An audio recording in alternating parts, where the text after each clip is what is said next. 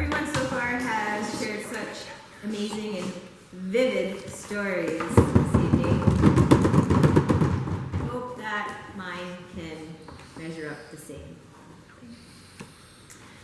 Ladies and gentlemen, fellow Toastmasters and guests, those online, what would you do if you thought you were trapped in an impossible situation?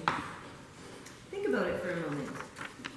We've all seen the TV shows and movies that leave us a little leery about logging trucks, nervous about natural disasters, or everyone's nemesis, quicksand.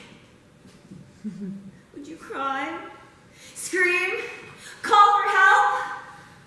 Would you have an escape plan in your back pocket and try to MacGyver your way to safety and freedom? Apparently, in my case, all the above.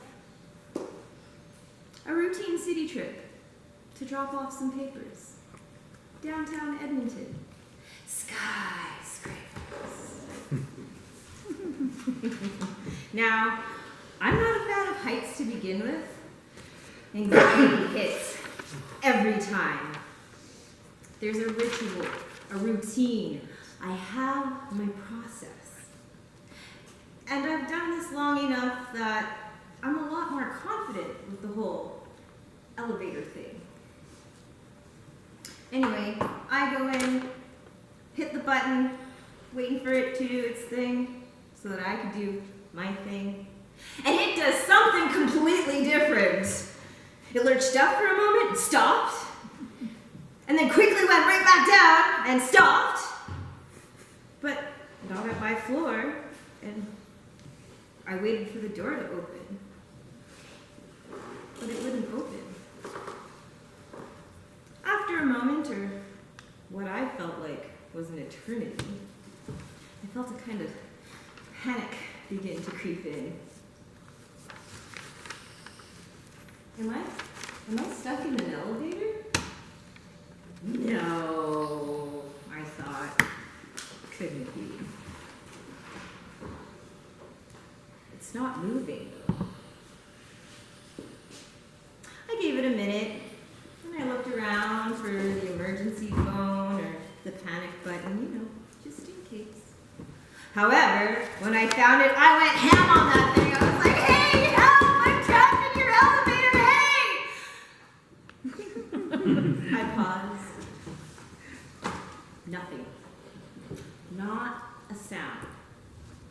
Aside from the creakiness of the elevator. And eventually, my own whispered please. Please, please, please, someone help me. There was an internal dialogue about possibly hitting the open door button to see what was going on the other side, but thought best not to do that. The abyss. At one point I looked up at the roof to see if there was a hatch or something that maybe I could wiggle out of. But then it dawned on me that I am not an action movie star or a stunt person. And this was just something that I could not do. I had to wait.